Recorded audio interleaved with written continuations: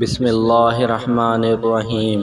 الحمدللہ چینل کے محترم عزیز دوستو، السلام علیکم۔ محترم ناظرین، آج ہم آپ کو بتائیں گے کہ آیت الکرسی کی فضیلت، اس لیے اس ویڈیو کو پورا اینڈ تک دیکھیے، انشاءاللہ بہت نفع ہوگا۔